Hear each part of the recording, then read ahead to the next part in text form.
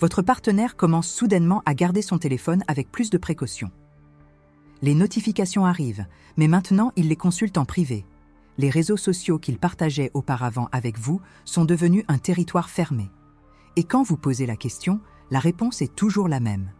J'ai juste besoin de mon espace personnel. C'est ma vie privée. Mais voici la question que personne n'ose poser. Est-ce réellement de l'intimité? Ou s'agit-il de quelque chose de fondamentalement différent? Car permettez-moi de vous partager une observation que vous n'avez peut-être jamais envisagée. Et si ce besoin de vie privée n'avait rien à voir avec vous, et tout à voir avec ce que le cerveau de votre partenaire exige désespérément et que votre relation ne peut pas fournir? Je suis spécialiste en psychologie des relations et dans ma pratique, j'ai observé un schéma qui se répète avec une précision presque mathématique. Des personnes qui aiment sincèrement leur partenaire, qui n'ont pas l'intention d'être infidèles au sens traditionnel, mais qui sont piégées dans un cycle de comportements numériques qui érode la confiance de manière invisible. Ce n'est pas une trahison au sens classique, c'est quelque chose de beaucoup plus complexe. C'est ce que nous appelons la micro-infidélité, de petits actes de connexion émotionnelle ou de validation externe qui, bien qu'ils semblent insignifiants, satisfont des besoins neurobiologiques qui devraient être comblés au sein de la relation. Et voici ce qui me préoccupe profondément. La plupart des personnes qui le font ne sont même pas conscientes de pourquoi elles le font. Ce n'est pas une décision morale, c'est une réponse neurobiologique. À la fin de cette vidéo, vous allez découvrir quelque chose de crucial sur vous-même ou sur votre partenaire. Quelque chose qui peut complètement changer votre façon de comprendre ce que signifie réellement la fidélité à l'ère numérique. Mais pour vraiment le comprendre, je dois d'abord vous expliquer quelques éléments fondamentaux sur la manière dont votre cerveau fonctionne lorsqu'il recherche de la validation. Voyez-vous, tous les êtres humains sont programmés neurobiologiquement pour rechercher la reconnaissance sociale. Ce n'est pas de la vanité, ce n'est pas de la superficialité. C'est la survie évolutive codée dans notre ADN. Pendant des millions d'années, l'appartenance au groupe signifiait littéralement la différence entre vivre et mourir. Les humains qui étaient rejetés par leur tribu faisaient face à la mort. C'est pourquoi votre cerveau a développé des systèmes incroyablement sophistiqués pour surveiller constamment votre statut social, votre valeur perçue, votre niveau d'acceptation au sein du groupe. Ce système n'a pas disparu avec la modernité. En fait, il continue de fonctionner exactement comme il y a 50 000 ans. Sauf que maintenant, le groupe n'est pas votre tribu de 30 personnes. C'est tout le réseau numérique, des centaines, des milliers, potentiellement des millions d'observateurs. Et voici la partie fascinante. Votre cerveau ne peut pas faire la distinction entre validation réelle et validation numérique. Pour votre système neurobiologique, un j'aime sur Instagram active exactement les mêmes voies neuronales qu'un sourire d'approbation de quelqu'un en face à face. Chaque fois que vous recevez un commentaire positif, chaque fois que quelqu'un réagit à votre publication, chaque fois que vous voyez vos abonnés augmenter, votre cerveau libère de la dopamine. C'est la molécule que votre système nerveux utilise pour vous dire « c'est bon ». Répète ce comportement. La dopamine n'est pas seulement la substance chimique du plaisir, c'est la substance chimique de la motivation. C'est ce qui vous donne envie de revivre quelque chose que votre cerveau a classé comme gratifiant. Et voici le problème. Le système de récompense dopaminergique a été conçu pour s'adapter à un monde où la validation était rare et difficile à obtenir. Dans le contexte évolutif, obtenir l'approbation sociale nécessitait un effort réel. Vous deviez démontrer votre valeur à travers des actions concrètes, chasser avec succès, créer des outils utiles, prendre soin des autres membres du groupe, résoudre des conflits, et la validation que vous receviez était proportionnelle à l'effort investi. Les réseaux sociaux ont complètement piraté ce système. Maintenant, vous pouvez obtenir une validation instantanée avec un effort minimal. Vous publiez une photo soigneusement retouchée, une pensée provocante, une histoire conçue pour générer une réaction, et en quelques secondes ou minutes, vous commencez à recevoir la confirmation de votre valeur sociale. Le cerveau libère de la dopamine. Vous vous sentez bien. Et comme tout système de récompense, vous en voulez plus. Mais voici le détail crucial que la plupart des gens ne comprennent pas. Toutes les sources de validation ne génèrent pas la même quantité de dopamine. Dans ma pratique, j'ai vu beaucoup de patients qui luttent avec ce phénomène. La validation qui vient de votre partenaire stable, aussi sincère soit-elle, devient prévisible. Votre cerveau s'y habitue. Le terme technique est habituation neuronale. Lorsqu'un stimulus devient familier, le système dopaminergique répond de moins en moins. C'est comme la première fois que vous mangez votre plat préféré par rapport à la 100e fois. C'est toujours bon, mais l'explosion de plaisir n'est plus la même. La validation de votre partenaire, aussi aimante soit-elle, devient quelque chose d'attendu. Votre cerveau la traite comme une ligne de base, pas comme une récompense.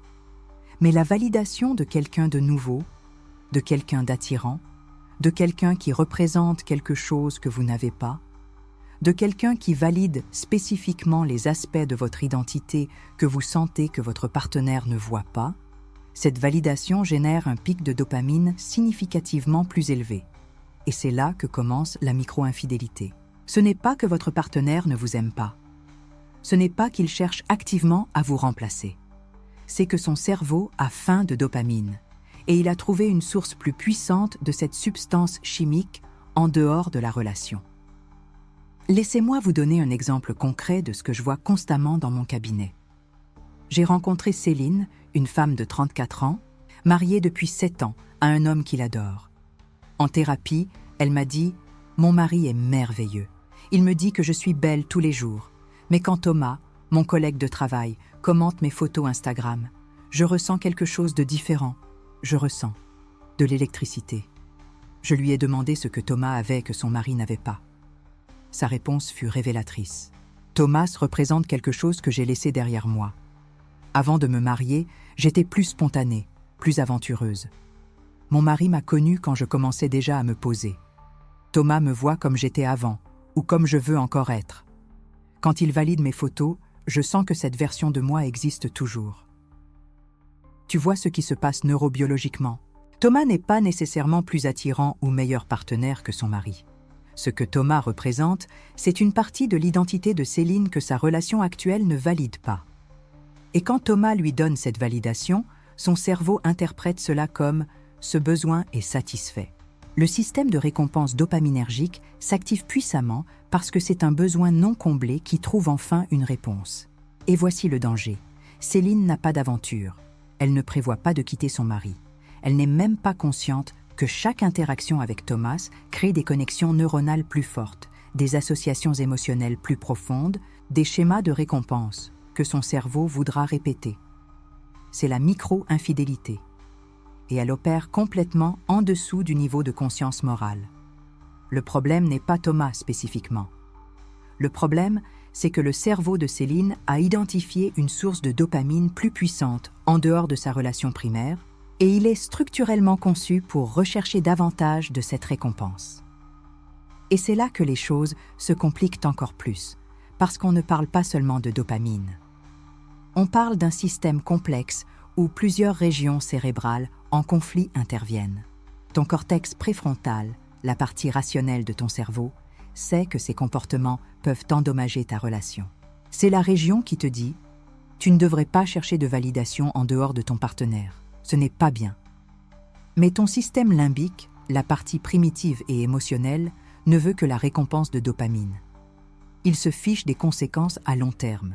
Il veut juste se sentir bien maintenant.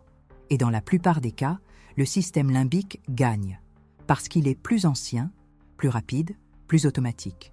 C'est pourquoi les personnes impliquées dans la micro-infidélité rationalisent fréquemment leur comportement.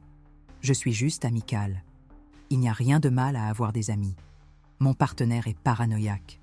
J'ai besoin de mon intimité. Ces rationalisations ne sont pas des mensonges conscients. C'est le cortex préfrontal qui tente désespérément de réconcilier le comportement impulsé par le système limbique avec l'image de soi d'être une personne éthique et loyale. Le cerveau humain déteste la dissonance cognitive. Il déteste sentir qu'il fait quelque chose qui contredit ses valeurs. Alors, il crée des récits qui justifient le comportement. Et le récit le plus courant est précisément « c'est juste de l'intimité ». Tout le monde a droit à son espace personnel. Mais voici la vérité inconfortable que tu dois entendre. Quand cette intimité est utilisée spécifiquement pour cacher des interactions qui génèrent de la validation émotionnelle ou sexuelle en dehors de la relation, ce n'est pas de l'intimité, c'est du secret. Et les secrets sont le territoire où prospère la micro-infidélité. Maintenant, avant que tu ne penses qu'il s'agit de condamnation morale, permettez-moi d'être absolument lucide. Ce n'est pas une faille éthique, c'est une réalité neurobiologique. Votre cerveau fonctionne exactement selon le programme pour lequel il a évolué. Recherchez la validation sociale pour assurer votre continuité. Le problème, c'est que ce système d'exploitation vieux de 2 millions d'années fonctionne maintenant dans un environnement numérique qui n'existait même pas il y a 30 ans. Et les conséquences de ce décalage sont profondes. Dans ma pratique, j'ai vu des couples qui s'aiment sincèrement, qui ont de la chimie, qui partagent des valeurs et des objectifs, se détruire lentement, non pas par une grande trahison, mais par 1000 petites recherches de dopamine numérique. Chaque interaction cachée, chaque message effacé, chaque explication défensive quand le partenaire pose des questions, chaque fois que le téléphone est retourné face contre table, ce ne sont pas des actes d'infidélité traditionnels. Ce sont des symptômes d'un cerveau qui essaie de satisfaire des besoins neurobiologiques de manière que la relation actuelle ne fournit pas. Et voici ce qui m'inquiète vraiment. La plupart des gens ne reconnaissent pas ce schéma avant qu'il n'ait causé des dommages significatifs.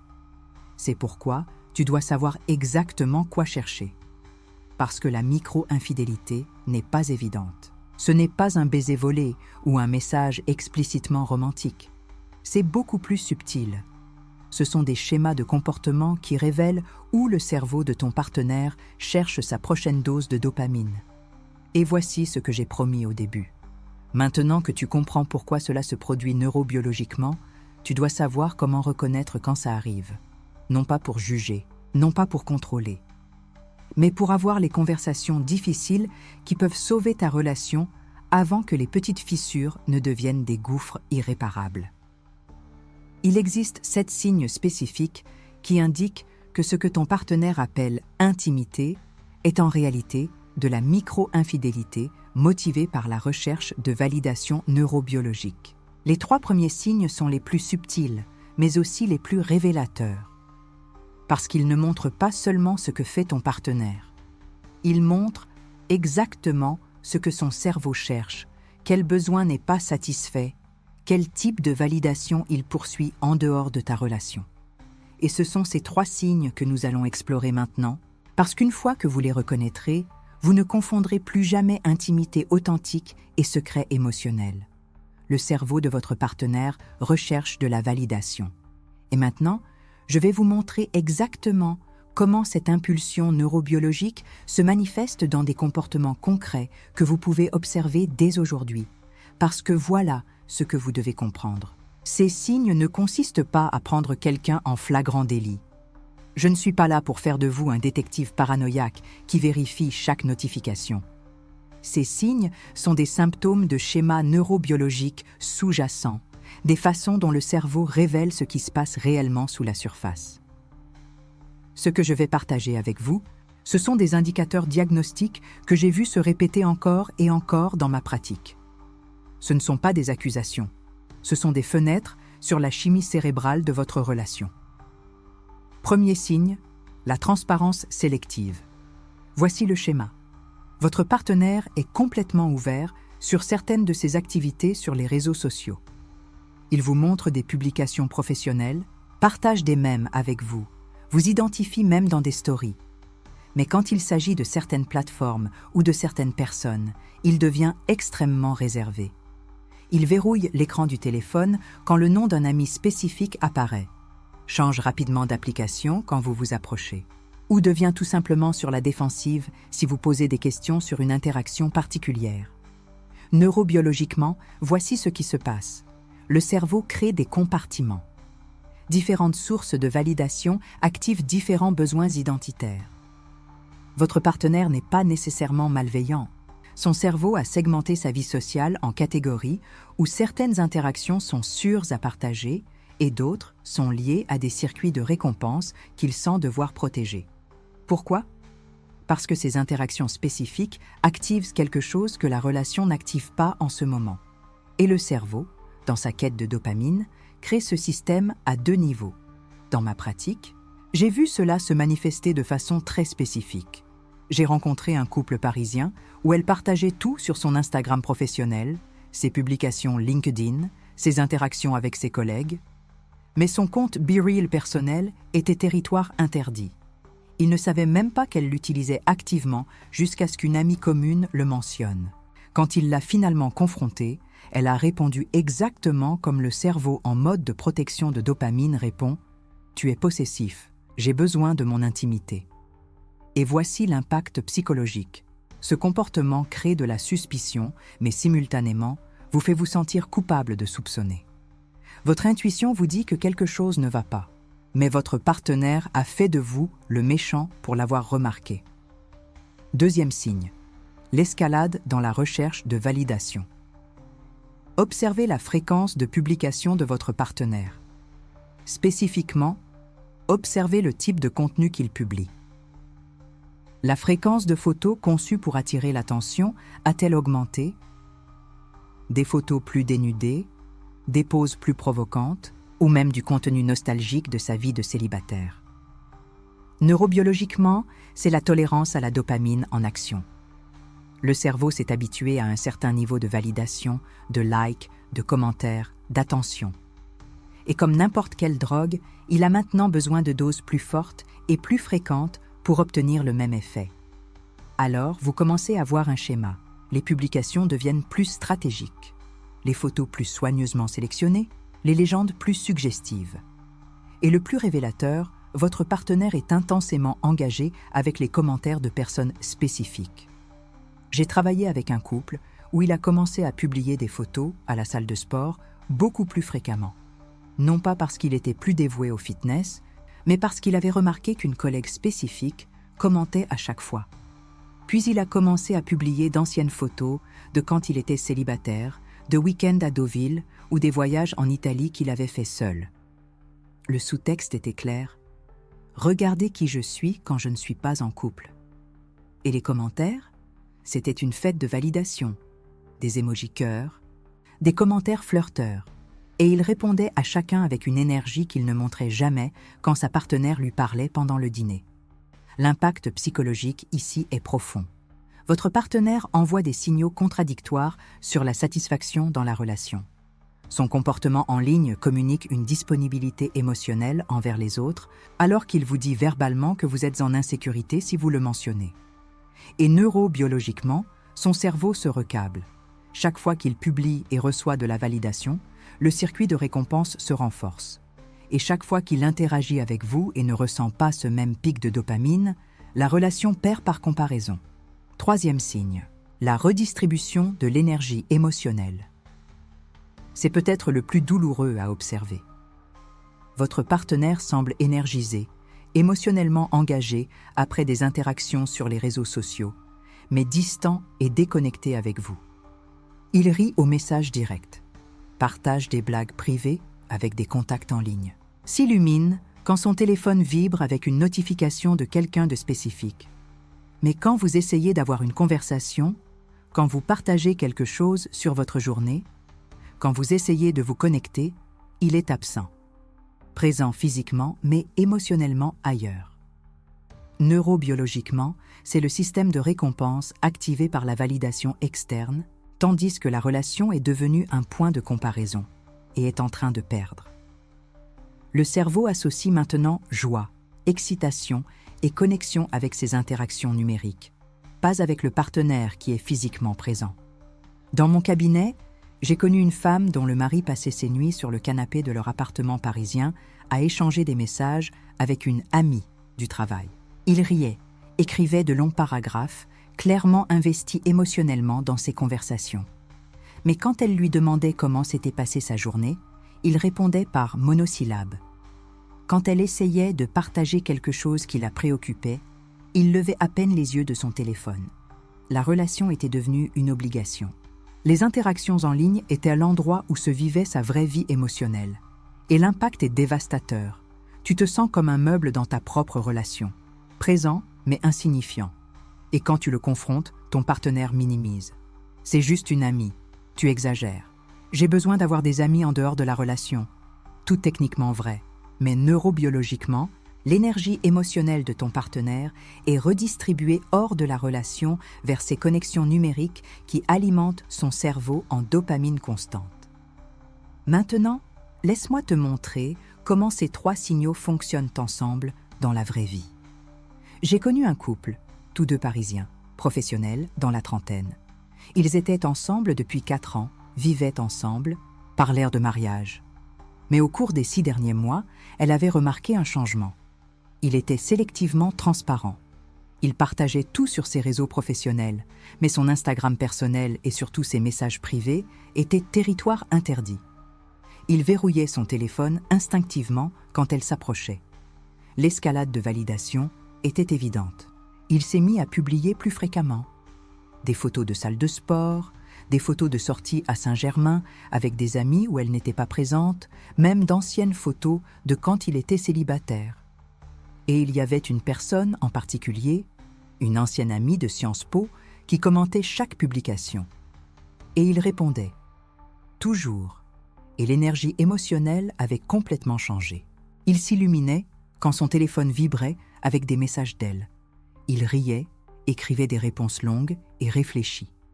Mais quand sa partenaire rentrait du travail et voulait parler de sa journée, il était distrait, déconnecté, préférant clairement être sur son téléphone.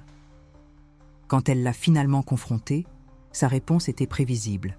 « Tu m'envahis mon intimité. Ce sont juste des amis. J'ai besoin de mon indépendance. Tu es trop possessive. » Mais neurobiologiquement, voici la vérité. Son cerveau avait trouvé une nouvelle source de dopamine. La validation de cette ancienne amie de Sciences Po activait des circuits de récompense que la relation n'activait plus. Pas nécessairement parce que la relation était mauvaise, mais parce que la nouveauté et l'incertitude de ces interactions numériques sont neurologiquement plus stimulantes que la stabilité prévisible d'une relation engagée. Son cerveau se recablait littéralement pour associer la récompense émotionnelle à ses interactions externes et non à sa partenaire. Et voici ce qui m'inquiète le plus. Il ne mentait pas quand il disait que c'était juste de l'amitié. Cognitivement, il le croyait probablement. Mais neurobiologiquement, son cerveau était dans les premières étapes de transfert d'attachement émotionnel. C'est ça la micro-infidélité. Ce n'est pas juste une question de vie privée. C'est une question de savoir où le cerveau investit son énergie émotionnelle, où il cherche de la dopamine, où il forme des connexions qui devraient se renforcer au sein de la relation. Mais voici où ça devient vraiment révélateur. Les 3 signaux que nous venons de couvrir ne sont que le début. Les 4 derniers signaux montrent exactement ce qui est en jeu neurobiologiquement. Et il y en a un en particulier, le signal numéro 4, que la plupart des gens négligent. C'est l'indicateur le plus clair que ce n'est plus une question de vie privée. C'est le moment où le cerveau est passé d'une recherche occasionnelle de validation à quelque chose de beaucoup plus structuré, beaucoup plus dangereux pour la relation.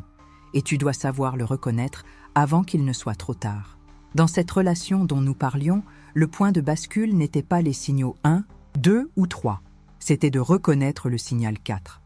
Parce que ce que je vais partager maintenant ne sont pas des comportements superficiels. Ce sont les indicateurs neurobiologiques les plus profonds. Ces signaux révèlent ce que le cerveau de ton partenaire recherche vraiment et si la relation peut le fournir. Signal numéro 4, escalade de justification. C'est quand ton partenaire devient de plus en plus sur la défensive en expliquant son comportement sur les réseaux sociaux et transforme tes préoccupations en ton problème. Il t'accuse d'être jaloux, contrôlant, peu sûr de toi. Dans ma pratique, j'ai vu beaucoup de couples où la personne qui fait de la micro-infidélité retourne la conversation pour que l'autre se sente coupable de simplement remarquer le schéma. Voici la neurobiologie. C'est de la dissonance cognitive pure. Le cerveau de ton partenaire vit un conflit interne entre son engagement dans la relation et sa recherche de validation externe. Et pour réduire ce conflit interne, le cerveau rationalise. Il crée des narratifs qui justifient le comportement. Exemple clinique. Une patiente m'a dit que son partenaire l'accusait de ne pas lui faire confiance quand elle a remarqué qu'il échangeait constamment des messages avec une collègue.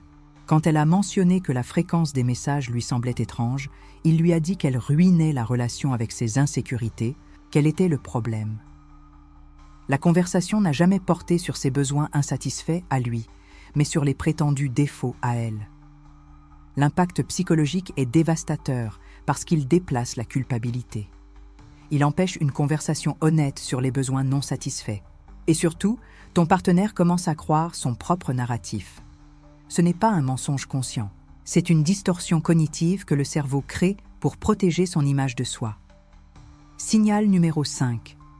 Investissement dans la fantaisie.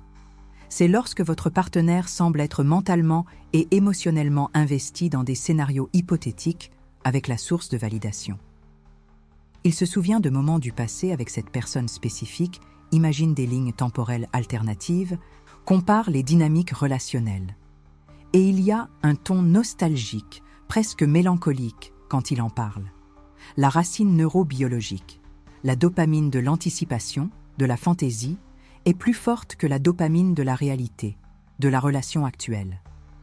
Le cerveau obtient plus de plaisir en imaginant des possibilités avec cette personne qu'en vivant la réalité avec vous. Exemple clinique. Un patient m'a raconté que sa petite amie évoquait constamment des souvenirs avec un ex-camarade de Sciences Po. « Tu te souviens quand on allait dans ce café à la Sorbonne ? Il comprenait toujours mon sens de l'humour français. Il était si aventurier, pas comme maintenant. » Elle comparait subtilement la dynamique de cette époque avec la relation actuelle, et toujours avec un ton nostalgique. L'impact psychologique. Votre relation devient le récit du se contenter dans l'esprit de votre partenaire. Ce n'est plus « c'est ma personne », c'est la personne avec qui je suis, mais il y avait d'autres possibilités. Et ce récit érode la connexion émotionnelle de l'intérieur. Signal numéro 6, test des limites. Il s'agit d'une escalade progressive de l'interaction avec la source de validation. Cela commence par des likes, puis des commentaires, puis des messages directs, puis des rencontres en tant qu'amis. Chaque étape est rationalisée comme inoffensive, mais le schéma est clair. Repousser les limites petit à petit. La neurobiologie ici est fascinante. C'est le contrôle des impulsions contre la recherche de récompense. Le cortex préfrontal, responsable de la maîtrise de soi et de la planification à long terme, perd la bataille contre le système limbique, qui recherche une gratification immédiate. Chaque interaction libère de la dopamine et le cerveau en veut davantage. Exemple clinique. Dans mon cabinet, un couple est venu parce qu'elle a découvert qu'il avait pris rendez-vous pour un café à la maison de la mère Grand avec une abonnée TikTok. Lorsque nous avons analysé le schéma, cela a commencé par des likes sur ses vidéos il y a 6 mois, puis des commentaires flirteurs, puis des messages privés, puis l'échange de numéros et enfin la rencontre. Il a justifié chaque étape comme « juste être gentil »,« juste discuter »,« juste des amis prenant un café ». Mais le schéma était une pente glissante évidente. L'impact psychologique, cela crée la pente glissante vers l'infidélité émotionnelle ou physique, parce que chaque étape normalise la suivante. Le cerveau s'habitue à justifier des comportements qu'il aurait auparavant considérés comme inappropriés. Et maintenant, le signal numéro 7. C'est le plus révélateur de tous. Signal numéro 7. Fragmentation de l'identité. C'est lorsque votre partenaire présente une version différente de lui-même à la source de validation par rapport à vous. Sa personne en ligne ne correspond pas à son comportement dans la vie réelle. Il publie du contenu aventureux, insouciant, excitant, mais dans la relation, il semble stressé, ennuyé, éteint. Il interagit avec des personnes qui renforcent cette identité excitante. La racine neurobiologique, la formation de l'identité se divise entre le moi de la relation et le moi désiré. La source de validation représente une identité aspirationnelle. Le cerveau construit 2 versions de qui est votre partenaire et une seule vous inclut. Exemple clinique. J'ai eu une patiente dont la partenaire publiait constamment sur les voyages en Provence, les week-ends à Chamonix, la vie bohème et spontanée sur les réseaux sociaux, et recevait l'attention d'abonnés qui la voyaient comme cette personne libre et excitante. Mais à la maison, elle était constamment fatiguée, irritable et disait que la relation était ennuyeuse. Lorsqu'il suggérait de faire quelque chose ensemble, elle disait qu'elle était trop occupée ou fatiguée. Mais ensuite, elle publiait sur des projets avec des amis ou des soirées à Marais. L'identité qu'elle montrait en ligne n'incluait pas la relation. L'impact psychologique. Votre partenaire sent que la relation limite son vrai moi. Et la micro-infidélité devient une préservation de l'identité. Ce n'est pas à propos de vous, c'est à propos de qui votre partenaire pense devoir être. Et la relation représente une restriction de cette identité. Ce moment, lorsque vous reconnaissez le signal 7, c'est quand tout prend sens. Cela explique tout. Le comportement distant, les justifications, la nostalgie, l'escalade, tout converge en ce point. Votre partenaire vit deux identités et la relation ne s'intègre pas dans celle qu'il veut projeter. Mais voici ce qui me préoccupe le plus. Et il y a quelque chose que je dois partager avec vous sur ce qui est vraiment en jeu ici. Parce que si vous vivez cela, ou si vous vous reconnaissez dans ces signaux comme la personne qui fait de la micro-infidélité, je veux que vous compreniez quelque chose de fondamental. Les motivations neurobiologiques ne sont pas des échecs moraux. Ce sont des besoins non adressés qui nécessitent un choix conscient. Si vous êtes la personne qui fait de la micro-infidélité, votre cerveau recherche la validation parce que la relation ne satisfait pas des besoins spécifiques d'identité ou d'attachement. Cela ne fait pas de vous une mauvaise personne. Mais comprendre la neurobiologie n'excuse pas le comportement. Cela vous donne un choix. Vous pouvez reconnaître quels besoins ne sont pas satisfaits et décider consciemment si vous pouvez les satisfaire au sein de la relation, si vous pouvez les communiquer à votre partenaire ou si vous devez faire des changements. La conscience de soi est la première étape. Mon cerveau recherche la validation parce que la relation ne satisfait pas des besoins spécifiques. Cette clarté vous permet de prendre la responsabilité. Ce n'est pas l'algorithme, ce n'est pas l'autre personne. C'est vous qui choisissez chaque interaction. Et si tu es la personne qui subit la micro-infidélité de ton partenaire, reconnaître ces signaux ne relève pas du contrôle. Il s'agit de comprendre des besoins insatisfaits, les tiens comme ceux de ton partenaire.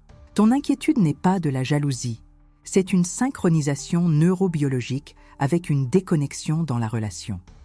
La validation dont tu as besoin, tu n'es pas paranoïaque, tu n'es pas une personne insécure. Ton cerveau détecte des signaux réels de déconnexion émotionnelle. Et ça te donne du pouvoir. Comprendre ce qui motive le comportement te permet de décider si ces besoins peuvent être satisfaits au sein de la relation. Parce que voici le contexte social plus large qu'il nous faut aborder. Ce n'est pas unique à ta relation. C'est un besoin humain profondément ancré qui rencontre une addiction par design. L'évolution numérique, la manipulation neurobiologique des réseaux sociaux, a créé une épidémie de quête de validation. Ça ne te rend pas unique, ça te rend humain. Ce n'est pas toi, c'est ton cerveau humain qui navigue dans un monde numérique conçu pour exploiter précisément ces circuits de récompense. La normalisation de cela est importante car elle réduit la honte et augmente la conscience de soi. Je ne suis pas brisé, ma relation n'est pas condamnée. Je suis humain, avec un cerveau humain, naviguant dans un monde numérique conçu pour l'exploiter. Mais l'espoir est là. La conscience consciente des schémas neurobiologiques permet la construction intentionnelle de relations. Tu ne peux pas changer ce que tu ne comprends pas, mais une fois que tu vois le schéma, tu peux choisir différemment. La conscience de soi comme outil, comprendre les motivations neurobiologiques, permet le choix conscient. Que tu vives cela ou que tu le reconnaisses en toi-même, l'objectif n'est pas la culpabilité, c'est la clarté. Lucidité plutôt que culpabilité, invariablement. Car quand vous comprenez que votre cerveau recherche la dopamine, que votre partenaire fragmente son identité, que les réseaux sociaux sont architecturés pour exploiter les besoins de reconnaissance, vous accédez à une forme de pouvoir authentique. Le pouvoir de choisir consciemment votre réponse. Et si cette vidéo t'a aidé à te comprendre toi-même ou ta relation différemment, il y a beaucoup plus que je veux partager avec toi. La prochaine vidéo explore comment reconstruire la connexion neurobiologique dans les relations qui ont connu la micro-infidélité, comment les conversations honnêtes sur les besoins insatisfaits peuvent réactiver les circuits d'attachement et comment décider si une relation peut évoluer ou s'il est temps de la laisser partir. Abonne-toi pour ne pas le manquer. Parce que te comprendre toi-même, comprendre ta relation, ce n'est pas de la faiblesse. c'est la chose la plus puissante que tu puisses faire. Vous n'êtes pas défaillant. Votre relation n'est pas vouée à l'échec. Vous êtes humain, avec un cerveau humain, naviguant dans un environnement numérique façonné pour exploiter vos failles, et maintenant, vous avez la perspicacité nécessaire pour opérer différemment.